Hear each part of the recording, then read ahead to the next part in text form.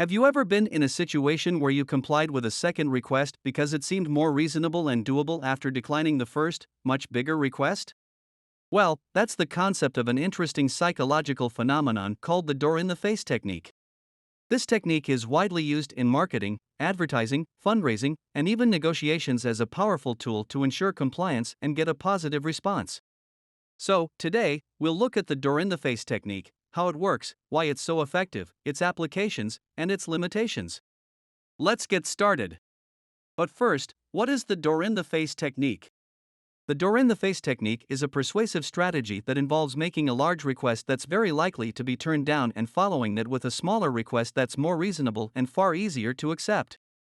This technique is based on the principle of reciprocity, which suggests that when a person does us a favor, we feel inclined to return the favor. For instance, imagine a charity organization that wants to raise funds for a new project. They could start by requesting a large donation of $1,000, which many people will most likely decline. However, after the initial rejection, the charity organization can follow up the request with a smaller request of $100, which seems more reasonable and smaller in comparison. Because the person has already declined the first request of $1,000, they're more likely to feel obliged to comply with the second, much smaller request. So, why does the door in the face technique work so well? Well, it's all about the principle of reciprocity. When a person does us a favor, we feel obligated to return the favor. In this case, the large initial request is seen as a favor, and when it is declined, the person who refused it feels like they owe something to the requester. By making a second, smaller request, the requester allows the person to return the favor in a way that's easier and more reasonable for them to do, or so it seems. In marketing and advertising, this technique is used to promote products and services by starting with a high price offer and then lowering it to make it more attractive to the customer.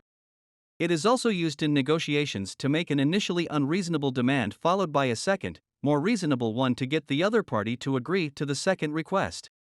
While the door in the face technique can be effective, limitations and potential drawbacks exist. One major limitation is that it may not work for everyone. Some persons may feel annoyed at the large initial request and, as a result, may be unwilling to comply with the second smaller request. Additionally, using the door in the face technique too aggressively or too often may damage relationships and break people's trust. If people feel like they're being manipulated or pressured into doing something they don't want to do, they may become less willing to give the requester a listening ear in the future. While the door in the face technique is an effective way to increase your chances of getting a positive response, it's important to use this technique ethically and responsibly and not manipulate people into doing something they don't want to do. When used appropriately, this technique can be a powerful tool for increasing compliance and achieving desired outcomes in various settings. Thank you for watching the video. Please like, share and let us know your thoughts in comments box.